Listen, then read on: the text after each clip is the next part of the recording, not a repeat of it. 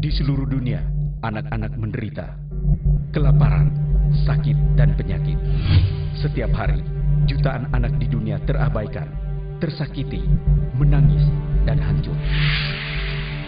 Setiap hari, mereka hancur akibat kekerasan. Anak-anak diperjualbelikan untuk menjadi pekerja seks, untuk menjadi buruh. Hidup tanpa harapan, tanpa cinta, tanpa masa depan. Indonesia, negara kepulauan terbesar di dunia, dikenal dengan keindahan alamnya, keanekaragaman yang mempesona, baik suku, etnis, dan agama, serta letak geografis yang strategis. Negara terbesar keempat di dunia yang kini berkembang dengan begitu pesat. Sementara Indonesia sedang meningkat dalam pengaruh, kekuasaan, dan kekayaan. Apa yang terjadi dengan anak-anak Indonesia? Kamu juga, Leo! Sini kamu! Masuk, cepat!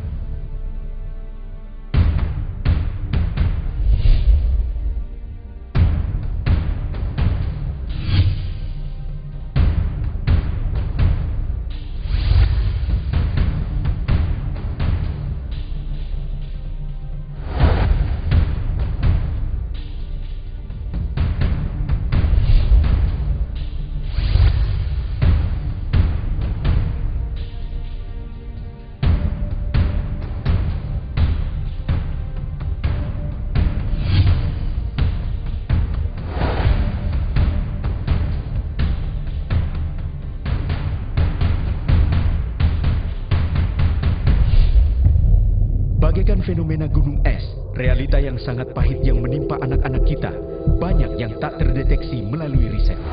Kasus-kasus yang terjadi dialami oleh anak-anak di Indonesia itu sudah di luar akal sehat manusia. Misalnya, ya, kekerasan dianggap hal biasa membakar hidup anak-anaknya, membunuh, membackup, ya, memberikan racun kepada anaknya hanya karena depresi akibat tekanan ekonomi. Seolah-olah itu hal yang biasa dilakukan oleh orang tua dan sebagainya. Situasi bangsa ini ditentukan oleh situasi anak-anak Indonesia. Kalau situasi bangsa ini ditentukan oleh situasi anak-anak yang memprihatinkan, maka masa depan Indonesia juga akan memprihatinkan. Apakah gereja gagal untuk menjalankan prinsip kasih misalnya? Karena ternyata anak-anak yang mengalami kekerasan yang ada dalam undang-undang itu juga adalah anak-anak Kristen. Ini terjadi pergeseran dan ini bukan lagi sesuatu yang di awang-awang atau di ambang di awang-awang ya, tetapi satu yang fakta yang terjadi. Kami dipanggilkan menjadi garam dan terang. Jadi seharusnya gereja menghasilkan generasi yang kuat dalam karakter, penuh dengan integritas, yang terlatih di dalam talenta-talenta mereka. Jadi seharusnya gereja melahirkan generasi pengubah bangsa, pembuat sejarah yang baru, pemimpin-pemimpin yang membawa terang, keadilan, integritas ke dalam bangsanya. Ini harus dipersembahkan oleh gereja untuk Indonesia. Kita harus mengerti bahwa gereja, bagaimanapun gereja adalah harapan bagi dunia ini.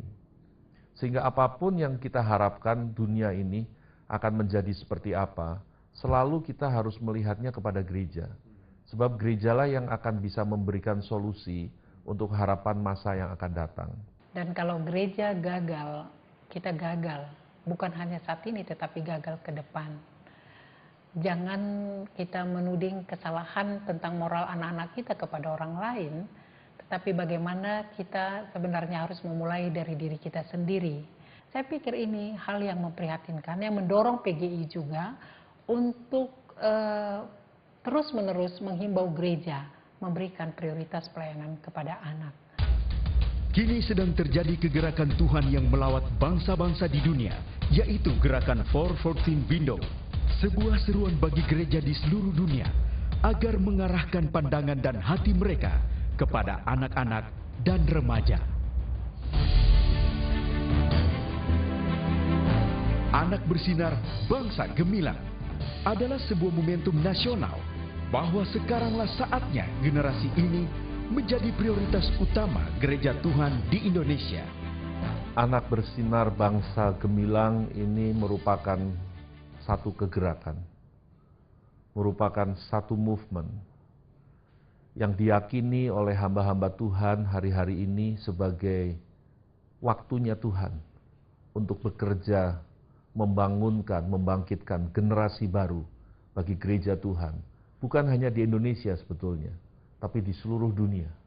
Di bulan September tahun 2009, saya ikuti 414 Windows Conference di New York City. Dan di situ benar-benar saya bertobat. Seperti Tuhan tangkap hati saya dan perlihatkan kepada saya bahwa sekaranglah waktunya untuk gereja Tuhan di Indonesia bangkit dan perjuangkan generasi ini. Ini kan tahun 2010. Kenapa kita nggak perjuangkan selama 1 dekade ini? Kita beri segalanya, kita beri segala energi, kekuatan kita untuk menghasilkan sebuah generasi penyelamat untuk bangsa Indonesia pada masa mendatang. 1 dekade, perhatian dan fokus kita arahkan pada anak dan remaja Indonesia. 1 dekade untuk melihat apa yang akan Tuhan lakukan melalui umatnya yang menangkap hati Tuhan pada masa kini, yaitu anak dan remaja, generasi penerus yang ada di depan kita, di tangan kita. Dan ini bukan merupakan jaringan dari pelayanan anak-anak. Ini juga bukan merupakan yayasan, di mana ada satu yayasan baru yang kemudian mendirikan pelayanan baru, bukan. Tapi ini tidak ada bentuknya. Artinya bentuknya bukan jaringan, bentuknya bukan juga yayasan, tapi ini merupakan satu movement. Ini merupakan satu idea yang ingin dibagikan kepada semua gereja Tuhan, mengingatkan kita bersama-sama. Bukan hanya saudara, tapi saya dan semua kita. Supaya kita saling mengingatkan dan kita bangkit. Ayo, kita mulai fokus kepada anak-anak sekarang. Lihat gereja 25 tahun yang akan datang. Lihat gereja 20 tahun yang akan datang. Dan apa yang bisa kita persembahkan sekarang untuk gereja di masa depan, untuk bangsa kita di masa yang akan datang. Anak bersinar, bangsa gemilang.